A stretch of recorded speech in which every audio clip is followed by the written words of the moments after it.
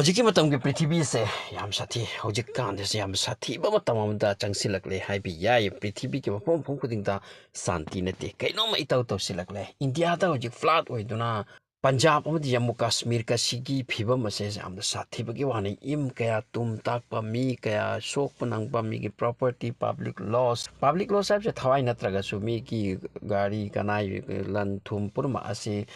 loss ꯑꯣꯏꯔꯗꯤ ꯃꯗꯨ ꯆꯥꯎꯕ ꯂꯣꯁꯅꯤꯗꯅ ꯃꯁꯤꯗ ꯃꯣꯟꯁꯨꯟꯁꯤꯒꯤ ꯁꯤꯁꯇꯦꯃꯦꯇꯤꯛ ꯑꯃ ꯑꯣꯏꯔꯛꯄꯁꯦ ꯍꯥꯟꯅꯒꯤ ꯇꯧꯔꯛꯄꯗꯒꯤ ꯍꯧꯖꯤꯛꯅ ꯃꯑꯣꯡ ꯑꯃ ꯇꯧꯁꯤꯜꯂꯛꯄ ꯑꯁꯤꯒꯨꯝꯕ ꯆꯦꯟꯖ ꯃꯌꯥꯝ ꯑꯃ ꯎꯔꯦ ꯑꯗꯨꯒ ꯃꯁꯤꯇ ꯅꯠꯇꯅ ꯄꯥꯀꯤꯁꯇꯥꯟꯗ ꯍꯟꯗꯛ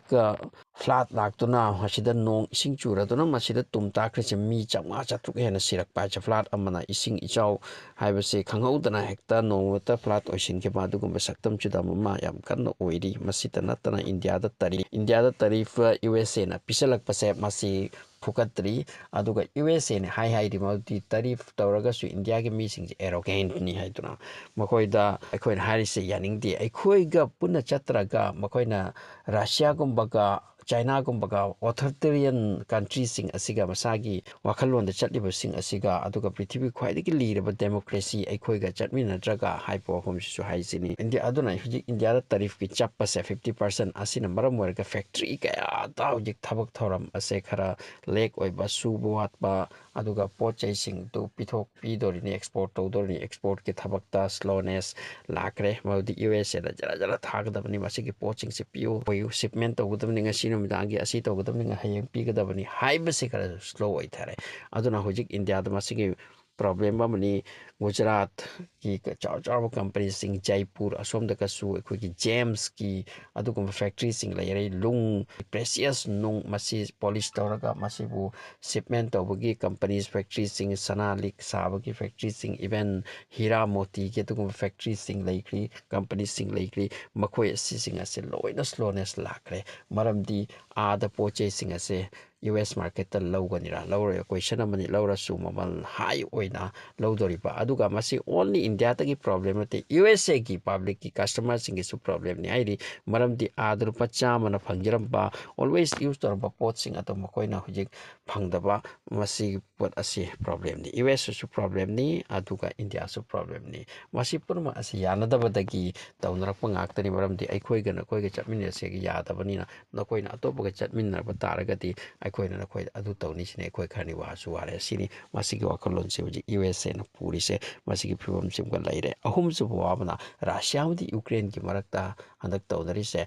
ꯉꯔꯥꯡ ꯔꯁꯤꯌꯥꯅ ꯌꯨꯀ꯭ꯔꯦꯟꯗ ꯑꯦꯇꯥꯛ ꯇꯧꯈꯤꯕꯒꯤ ꯍꯥꯏꯂꯥꯏꯠ ꯈꯔꯗꯤ ꯄꯤꯈꯤ ꯖꯍꯥꯖ ꯑꯃꯁꯨ ꯑꯦꯇꯥꯛ ꯇꯧꯗꯨꯅ ꯂꯨꯞꯍꯟꯈ꯭ꯔꯦ ꯃꯁꯤꯇ ꯅꯠꯇꯅ ꯀꯤꯞ ꯁꯤꯇꯤꯒꯤ 13 ꯄꯣꯖꯤꯁꯟꯁꯇ ꯃꯐꯝ ꯈꯔꯗ ꯑꯦꯇꯥꯛ ꯇꯧꯈꯤꯕ ꯑꯗꯨꯗ ꯑꯦꯇꯥꯛ ꯇꯧꯈꯤꯕꯒꯤ ꯃꯇꯥꯡꯗꯤ ꯈꯔ ꯃꯦꯟꯁꯟ ꯇꯧꯈ꯭ꯔꯦ ꯍꯥꯏꯕꯨ ꯗꯤꯇꯦꯜꯁ ꯈꯔ ꯄꯤꯍꯧꯗ꯭ꯔꯤ ꯑꯗꯨꯕꯨ ꯃꯗꯨꯒꯤ ꯗꯤꯇꯦꯜꯁ ꯑꯗꯣ ꯚꯤꯗꯤꯑꯣ ꯃꯇꯦꯛ ꯑꯁꯤꯗ ꯃꯇꯦꯛ ꯑꯃꯇꯪ ꯊꯝꯖꯒꯦ ꯃꯗꯨꯗꯤ ꯔꯁꯤꯌꯥꯅ ꯌꯨꯀ꯭ꯔꯦꯟꯒꯤ ꯃꯊꯛꯇ ꯉꯔꯥꯡ ꯑꯦꯇꯥꯛ ꯇꯧꯈꯤꯕꯗꯣ ꯀꯌꯥꯝ ꯁꯥꯊꯤꯈꯤ ꯍꯥꯏꯕꯁꯦ ꯗ꯭ꯔꯣꯟ 600ꯅꯤ ꯁꯤꯅꯤ ꯗ꯭ꯔꯣꯟ 600 ꯃꯁꯤꯗ ꯌꯥꯝꯅ ꯍꯦꯚꯤꯂꯤ ꯑꯦꯛꯁꯄ꯭ꯂꯣꯁꯤꯞ ꯌꯥꯎꯕ ꯑꯗꯨꯒꯨꯝꯕ ꯗ꯭ꯔꯣꯟ ꯌꯥꯝ ꯌꯥꯎꯔꯤꯁꯤꯅꯤ ꯃꯁꯤꯒ ꯂꯣꯏꯅꯅ ꯗ꯭ꯔꯣꯟ ꯈꯛꯇ ꯅꯠꯇꯦ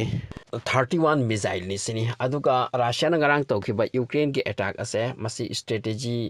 ꯑꯃꯗꯅꯤ ꯇꯧꯈ꯭ꯔꯤꯁꯦ ꯍꯥꯟꯅꯒ ꯃꯥꯟꯅꯗꯦ ꯁꯤꯅꯤ ꯏꯔꯥꯟꯅ ꯍꯟꯗꯛ ꯏꯁꯔꯥꯏꯜꯗ ꯑꯦꯇꯥꯛ ꯇꯧꯈꯤꯕꯗ ꯏꯁꯔꯥꯏꯜꯒꯤ ꯌꯥꯝꯅ ꯁꯣꯛꯍꯟ ꯄꯥꯡꯍꯟꯈꯤꯕꯗꯣ ꯑꯗꯨꯒꯤ ꯁꯤꯁꯇꯦꯝꯅꯤ ꯁꯤꯅꯤ ꯍꯧꯖꯤꯛ ꯌꯨꯀ꯭ꯔꯦꯟꯗꯁꯨ ꯃꯈꯣꯏꯒꯤ ꯗꯤꯐꯦꯟꯁ ꯁꯤꯁꯇꯦꯝ ꯂꯩꯔꯤ ꯃꯁꯤꯗ ꯑꯇꯥꯡꯕ ꯃꯤꯖꯥꯏꯜꯁꯅꯤ ꯌꯨꯁ ꯇꯧꯔꯤꯁꯦ ꯑꯗꯨꯅ ꯔꯁꯤꯌꯥꯅ ꯍꯟꯗꯛ ꯌꯨꯁ ꯇꯧꯔꯛꯈꯤꯕꯁꯦ ꯃꯁꯤꯗ 600 ꯗ꯭ꯔꯣꯟ ꯃꯁꯤꯗ ꯗ꯭ꯔꯣꯟ ꯃꯆꯥꯁꯤꯡꯁꯦ ꯑꯍꯥꯟꯕ ꯁꯪꯒꯨ ꯄꯥꯏꯍꯜꯂꯛꯂꯒ ꯃꯈꯣꯏꯒꯤ ꯃꯤꯖꯥꯏꯜꯁꯤꯡꯗ ꯂꯥꯛꯂꯦ ꯊꯣꯝꯊꯔꯁꯤ ꯍꯥꯏꯅ ꯊꯣꯝꯊꯕ ꯌꯥꯝ ꯀꯟꯅ ꯍꯧꯔꯛꯄ ꯑꯗꯨꯒ ꯊꯣꯝꯊꯕ ꯌꯥꯕ ꯊꯣꯝꯊꯈ꯭ꯔꯗꯤ ꯃꯗꯨ ꯃꯤꯖꯥꯏꯜꯁꯨ ꯈꯔ ꯌꯨꯁ ꯇꯧꯊꯣꯛꯈ꯭ꯔꯦ ꯑꯗꯨꯒꯤ ꯃꯇꯨꯡꯗ ꯌꯨꯁ ꯇꯧꯕꯒꯤ ꯂꯩꯔꯛꯇꯕ ꯃꯇꯥꯡ ꯑꯁꯤꯗꯅꯤ ꯍꯥꯏꯔꯤ ꯗ꯭ꯔꯣꯟ ꯃꯦꯖꯣꯔ ꯗ꯭ꯔꯣꯟꯁꯤꯡꯁꯦ ꯌꯥꯝ ꯑꯦꯛꯁꯄ꯭ꯂꯣꯁꯤꯞ ꯌꯥꯎꯕ ꯌꯥꯝ ꯁꯥꯊꯤꯕ ꯗ꯭ꯔꯣꯟꯁꯤꯡ ꯑꯁꯦ ꯑꯦꯇꯥꯛ ꯇꯧꯔꯦ ꯑꯗꯨꯒꯤ ꯃꯇꯨꯡꯗ ꯃꯤꯁꯥꯏꯜ 38ꯁꯦ ꯑꯦꯇꯥꯛ ꯇꯧꯔꯝꯕꯅꯤ ꯁꯤꯅꯤ ꯑꯗꯨꯅ ꯏꯟꯐ꯭ꯔꯥꯁꯇ꯭ꯔꯛꯆꯔ ꯕꯤꯜꯗꯤꯡ ꯀꯌꯥꯇꯪ ꯁꯣꯞꯄꯤꯡ ꯃꯣꯜ ꯀꯌꯥꯇꯪ ꯃꯁꯤꯒ ꯂꯣꯏꯅꯅ ꯃꯈꯣꯏꯒꯤ ꯋꯤꯄꯟ ꯁꯥꯕ ꯑꯗꯨꯒꯨꯝꯕ ꯐꯦꯛꯇ꯭ꯔꯤ ꯑꯆꯧꯕ ꯃꯐꯝ ꯑꯃꯅꯤꯗꯁꯨ ꯂꯣꯏꯊꯣꯛꯂꯝꯃꯤꯁꯤꯅꯤ ꯉꯔꯥꯡꯒꯤ ꯄꯥꯎꯒꯤ ꯃꯇꯨꯡ ꯏꯟꯅ ꯃꯤ 53 ꯁꯤ ꯑꯗꯨꯒ ꯑꯁꯣꯛꯄ ꯃꯤ ꯀꯌꯥꯅꯤ ꯑꯗꯨꯕꯨ ꯍꯧꯖꯤꯛꯀꯤ ꯄꯥꯎ ꯃꯇꯨꯡ ꯏꯟꯅ ꯃꯁꯤꯗꯒꯤ ꯍꯦꯟꯕꯒꯤ ꯋꯥꯐꯝꯁꯨ ꯃꯦꯟꯁꯟ ꯇꯧꯔꯤ ꯌꯥꯝꯅ ꯁꯥꯊꯤꯕ ꯑꯦꯇꯥꯛꯁ ꯈꯔ ꯇꯧꯈ꯭ꯔꯦ ꯔꯁꯤꯌꯥꯅ ꯌꯨꯀ꯭ꯔꯦꯟ ꯃꯅꯨꯡꯗ ꯃꯗꯨꯒꯤ ꯃꯔꯛꯇꯒꯤ ꯉꯁꯤꯒꯤꯁꯨ ꯑꯃꯅꯤ ꯍꯥꯏꯕꯁꯦ ꯅ꯭ꯌꯨꯁ ꯃꯦꯗꯤꯌꯥ ꯑꯥꯎꯠꯂꯦꯠ ꯀꯌꯥꯗ ꯃꯁꯤꯒꯤ ꯋꯥꯐꯝꯁꯦ ꯃꯦꯟꯁꯟ ꯇꯧꯔꯤ ꯌꯥꯝ ꯁꯥꯊꯤꯈ꯭ꯔꯦ ꯁꯤ ꯌꯨꯀ꯭ꯔꯦꯟꯒꯤ ꯂꯣꯏꯔꯦ ꯃꯁꯤꯒꯤ ꯑꯦꯇꯥꯛ ꯑꯁꯤꯗ ꯔꯁꯤꯌꯥꯅ ꯃꯈꯣꯏꯒꯤ ꯁꯥꯊꯤꯔꯕ ꯏꯁꯀꯟꯗꯔ ꯅꯠꯇ꯭ꯔꯒ ꯁꯤꯀꯟꯗꯔ ꯃꯤꯁꯥꯏꯜ ꯍꯥꯏꯅ ꯂꯩꯔꯤꯁꯤꯅꯤ masipu kinjal line jo khabur kaino masisu missile use to kisini aduga yamna sathibu adi European ki official ka makoi ki office chaw chaw Europe ki laisini maduda attack to wisini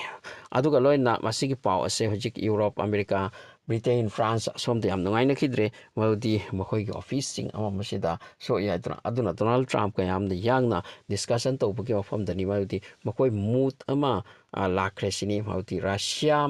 ka punna amtang sokna si haibaki phiwamta hoi chata ya roisini maki Russia handak torise ceasefire ki damakta asuk kana hotna robasu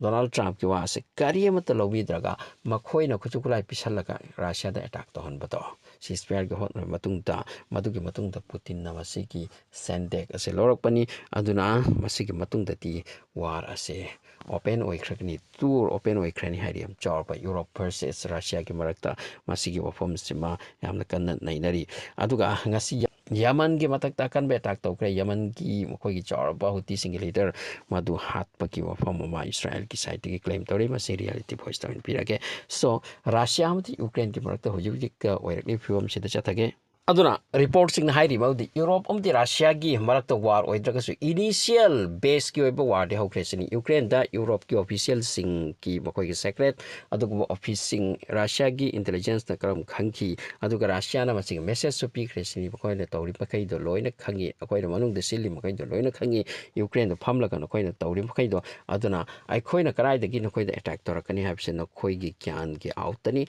aduna yengo ngasi fajana Russia ki side ki yes aikoina hypersonic missile ka use to ki makoi gi adugum target use to ki mase koi admit ni tawi aduga aikoina tawbasu nakoina aikoi gi against lep tana plan sok na ba kujukulai asang asang missile pisan ba drone sathi sathi pisan ba aduga aikoina attack tawbudo maduki retaliation pirak pani sini hojik Russia amdi Ukraine ki marka chathari ba war asinna yamna sathi ba destruction ma ham oirakini habse report kana mention tawri hojik ki war ase lepagi film ta leiti lep loisini so lep boy aduna hojik Europe ki side ki smoka kan kan country singa se loina pujukhrai se pisalaga suhan dawri makoi mateng taw dawri aduna Ukraine diloi khrani Ukraine ki makoi ki city singa se taw ki bangarang ki tak ma sem koi kip city dani pajagra ma city kip kai se lag lag law pa yeng bada phajab chaba building sanagi adugumba building sanagi adugumba dom yaw ba adugumba building makoi ki dharma ki stan dharma stan singa se phajab phajagra ba adugumba girja sing masi kai cha toitan loire Ukraine se han tak china kana khunba adugumba country ni makoi ki potho amna rare art material phajab chaba atang atang pa yamna matik makun lei ba adugumba poche lei sini aduga prithibi ki chaw chaw country sing ki factory companies yung laga masida nuclear plants kaya tang laikri masida adugumba railway gi factory aeroplane sa factory adugumba am laikri masi sing ase tak tumdar hojik tam tam loisilak lesini aduna NATO da changling loba Europe ko marup waining loba aduga Russia ga makoina yek loba asina maram maraka ngasi Ukraine si ngasi phibam sida takrisini